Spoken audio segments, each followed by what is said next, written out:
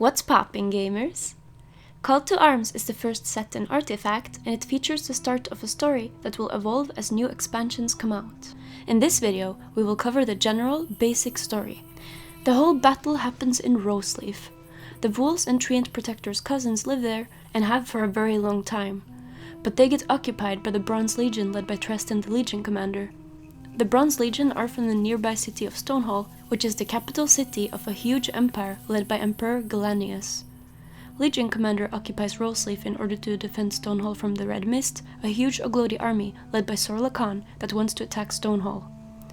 The vhoul's don't like being occupied, so under Rix, a former Bronze Legionnaire, they rebel against the Bronze Legion, and all of a sudden, Legion Commander is fighting Rix from the inside of Roseleaf, and Sorla from the outside trying to break in.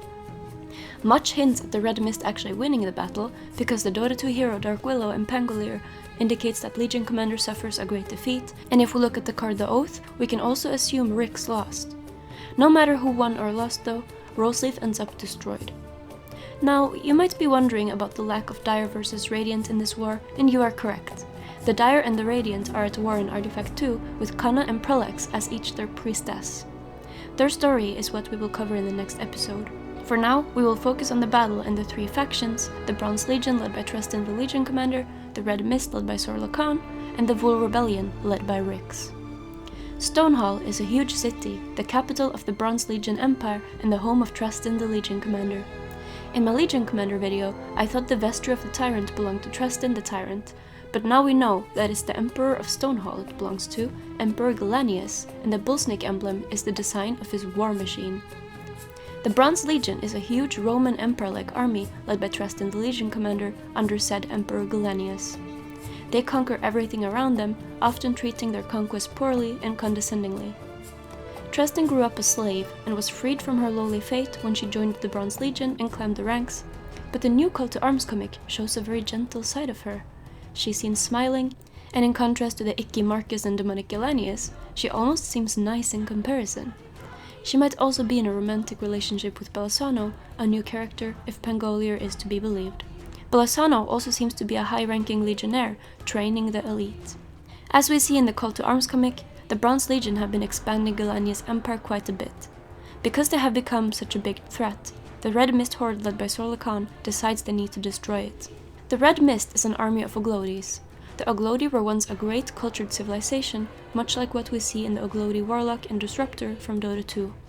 But after the attack from the Tarnsmen, they decided to take a more martial direction and formed the Red Mist Horde. They later got their revenge on the Tarnsmen, as we can see on Axe's Demon Blood cosmetic. Mogul Khan the Axe was a member of the Horde, and by slaying all the members, he rose to the top. An army of one, a leader of none, he probably realized there was no point in being a king of corpses, so he left and started going on adventures instead. With him, his trusty bard Goodkind, a writer who records Axe's quests and even competes with the Winter Wyvern in fame. That's what brings Arath the Winter Wyvern to Roseleaf. She wants to eat her writing competition. Then it's a good thing that Axe is giving Goodkind some combat training. After Axe destroyed the Red Mist Horde from within, a new leader rebuilt it, an even more feared and ruthless Khan, Sorla. She rebuilt the army with her cunning rather than their strength, and now leads them ravaging everything on their way towards Stonehall. SirActionSlax has a Loregasm video going more in depth about the Red Mist, and he's making more about the other factions too in the future. So if you want every detail about the Oglogi, as he calls them, check out his videos. I also have a video about Sorla and the Red Mist in specific that you can check out, but be warned, it's a bit outdated because it was made back when we had very little information. The Red Mist Horde attacks Taran, a city in the Bronze Empire next to Stonehall. Tresdin quickly senses that something is up though, and knows that Sorla is smarter than that, it's only a distraction. The Red Mist has been raiding Ember, a small village to the west of Stonehall. Right next to Ember lies the ill-fated vhoul city of Roseleaf. The Roseleaf forest also happens to be right up against the Stonehall backbone. Tresdin realizes that the Taran attack is meant to distract the Bronze Legion out of Stonehall to defend it there, and then the Red Mist can get easy access to Stonehall through Roseleaf. That's when Legion Commander gets her idea: occupy Roseleaf and ambush the Red Mist Horde. One of her Bronze Legionnaires is Rix, who happens to be a vhoul. She sends him to talk to his savage people, so they will obey and give the Legion rations as they are occupied. Rix is originally from Red Maw, a village near Roseleaf. There, the Bronze Legion once marched through, and they recruited Rix as a soldier when he was only a pup. He was in the Legion for a long time and remained loyal, but when they decided to occupy Roseleaf and harass his people, Rix decided to take off his bronze brand and rebel.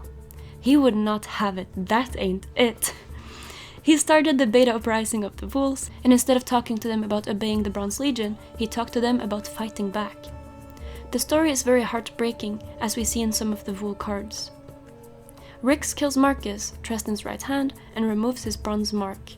When the Legion expected rations, they instead were met with an angry army of doggies. That's the basics of how the war started. The Bronze Legion is now not only fighting the vhoul's within Roseleaf, but also the Red Mist from the outside sieging their way in. But how does it end? The vhoul's appear to be struggling. Fortunately, they get help from the treants though, both the ones from the Vale of Augury and the ones actually from Roseleaf. More about those in my next video. Despite their help from the Nature's protectors, it seems like the rebellion gets shut down and Rix fails. A lot of people are spectating that zombies and demonic things are happening because after Rix loses, he makes an oath with Shadow Fiend at the court of Ristal in order to come back to life and fight more. These 3 cards support this theory. But all hope might not be lost for the vhoul's though, because in restoration effort we see Enchantress among vhoul's rebuilding Roseleaf. Okay, so that's the fate we have gathered about Rix and the vhoul's. Roseleaf gets destroyed, Rix has taken the oath, and the dead are rising. But what about Tresdin and Sorla? Tresdin is a tactician, and I think she actually settles the rebellion first, and then fights the Red Mist head-on when the situation is under control. We can see some of Tresdin's war tactics in, for example, the card Burning Oil. There's nothing Legion Commander wants more than just to win, and no matter how harsh she might seem, at least she is honorable and is always at the vanguard of her own battles. We can see her like this in her comic, as well as in the card Routed. When the Red Mist gets ambushed by the Bronze Legion in Roseleaf, Sorla doesn't seem to mind that much. She apparently can't be reasoned with, and is more frightening than Axe. However, from voice lines, she claims herself to be more brains than muscle though, so she is no mere angry brute. These cards describe just how intimidating she is. Much is at stake for Tresdin, and she can't fail her Emperor, especially not after defying his orders. Sorla Khan and Legion Commander end up in hand-to-hand combat, as we can see in the development from bitter enemies to duel. I think it's pretty clear that the winner of Roseleaf is the Red Mist Horde, if we are to believe Dark Willow. Oh, and by the way, I did an oopsie in my Revtel video. Weeping Rose is not in Revtel. I will explain in the episode after the next one. So that is the 3 factions in the Roseleaf battle. I think it's incredible, and kudos to Steve Jaros for making such an amazing, deep and complex story for us to discover. I have much more videos about Call to Arms in the making, so I hope to see you around. Until then, peace!